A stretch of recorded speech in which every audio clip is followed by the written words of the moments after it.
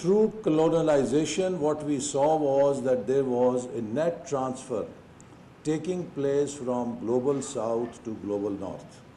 Trillions of dollars worth of value was extracted from global south in shapes of raw material, and all the processing was done in the global north.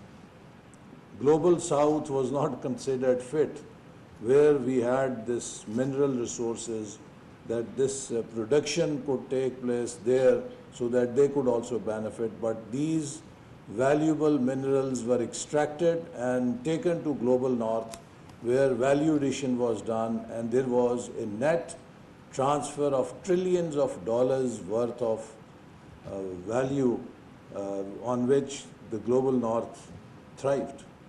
But now technology is offering opportunities for global south that they can also take part in this process of value addition by acquiring, adopting and using these technologies, which will not require as much capital as it used to involve in the traditional industrial revolution, where large corporations had monopoly on these means of production. So one opportunity for countries like Pakistan is that how fast can we acquire these technologies and how can we put them to use for economic development of the country. And who will do it? And I always say that for me, two things have to be populated and put to 24/7 use: libraries and laboratories. If you today go to a good university in Europe or America, you go to Harvard, Stanford, MIT, Penn, Chicago or whatever, Princeton or Cambridge or Oxford or any other good university, if you happen to pass by their labs and libraries at midnight, you will find the window panels full of light. The libraries and the laboratories do not shut down with office hours. And the dilemma of developing world is that our libraries and laboratories work on office hours. So working on office hours in laboratories and libraries does not give you breakthroughs. So these two places have to be populated with people who have passion to break the frontiers of knowledge, who are driven by a zeal that they will solve the unsolved puzzles and mysteries for mankind and develop new ideas, new solutions, and put them to use for the benefit of mankind. So I think National Center for Physics is our home for very advanced research. And if the other lesson of history which we also see is that almost every advanced technology has taken birth in defense-related research. Name any technology, probably every technology will have its birth in the domain of security or defense. But the success of successful countries have come that once they acquired any technology, they were able to commercialize that technology for the good of the whole society. Internet came from defense application, but look how internet technology has transformed the whole economic landscape. Similarly, any technology, if you see, for example, space technology, it all started as a very strategic investment by whether NASA or European Space Agency, and had maybe some security dimension to it, that they wanted to monopolize the sky with their satellites and use them for different means besides economic use, for military use. But now look at the space technology. It is becoming a commercial venture. What SpaceX is doing, very soon we are going to see space tourism taking place.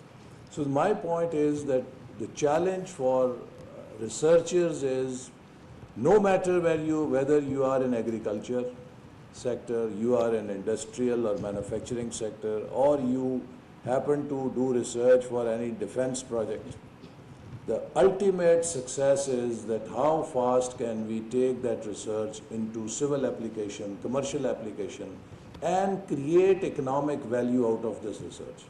So therefore, we are now starting a new initiative which we call Science, Technology and Engineering for Development. Over the past couple of years, decades rather, we have invested billions of rupees in our higher education sector, in building centers of excellence. I mean, you just heard in 2016-17 we gave this 3D printing technology and many other areas, National Center for Applied Mathematics, and some other projects to National Center for Physics. Likewise, we set up in 17 National Center for Artificial Intelligence. I hope now we have to upgrade it to National Center for Generative Artificial Intelligence, National Center for Cyber Security, National Center for New Manufacturing, Automation and Robotics, National Center for Big Data Cloud Computing, National Center for Space and GIS Satellite and GIS Applications, National Center for Genomics. There was a whole range of these centers that we set up, and some of them have done really splendid work. But now, not just these centers, but the human resource that we started to develop. In 1998, under Vision 2010, we approved at that time 5,000 scholarships for overseas researchers, overseas scholarship scheme, 5,000 PhD scholarships for local universities.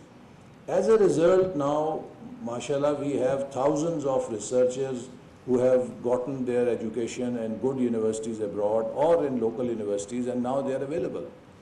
But does that investment only mean that they should just be classroom teachers?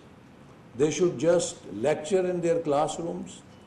Or should do some basic elementary research work in their labs, which probably can enable any researcher to have one major impact factor journal publication? Is that the whole purpose of that investment? No.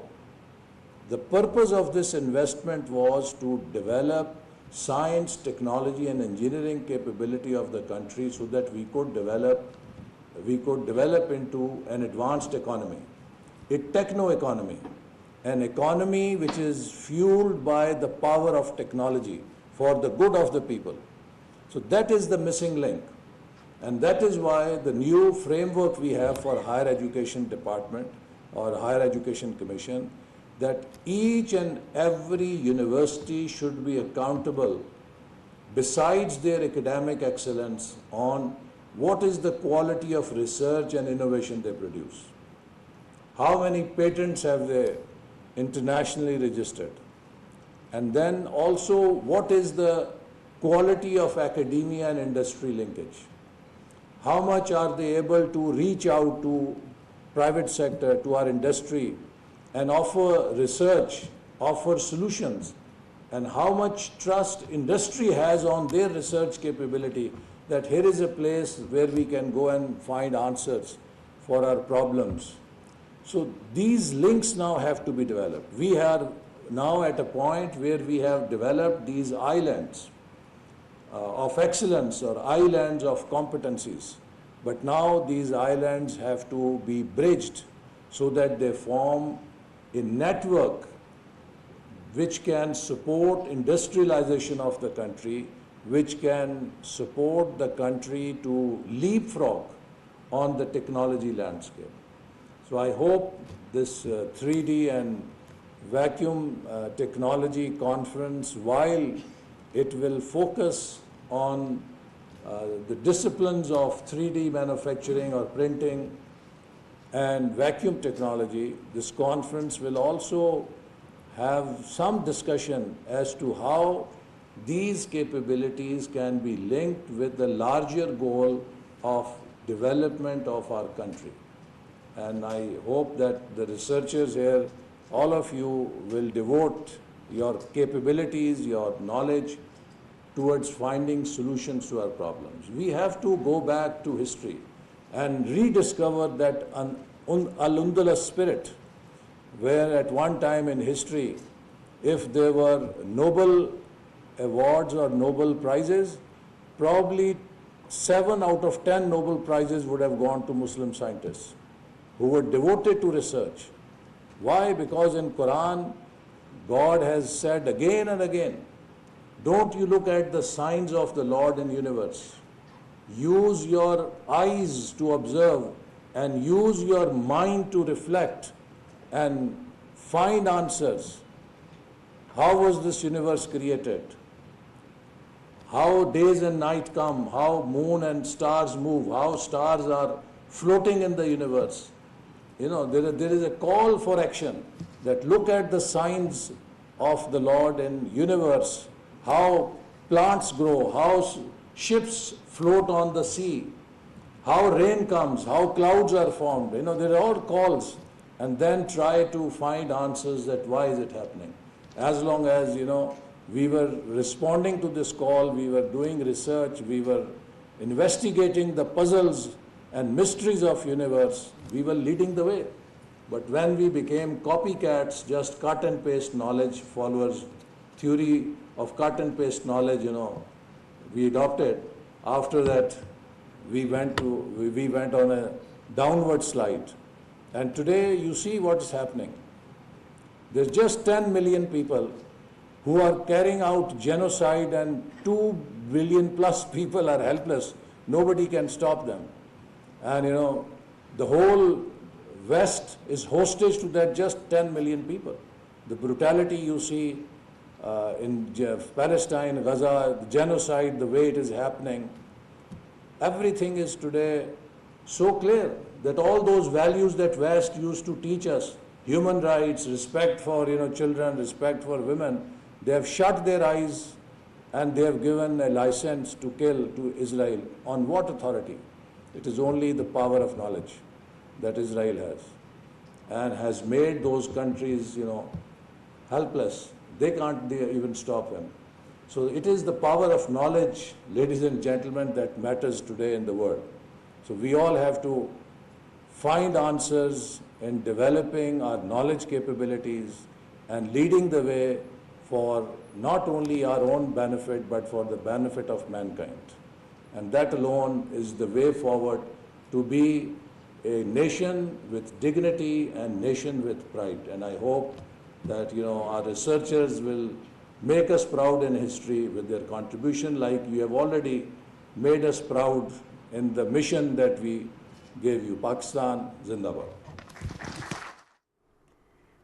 वफाकी वज़ीर Ahsan Iqbal 3D printing and vacuum technology से मुतालिक आलमी conference से खिताब कर रहे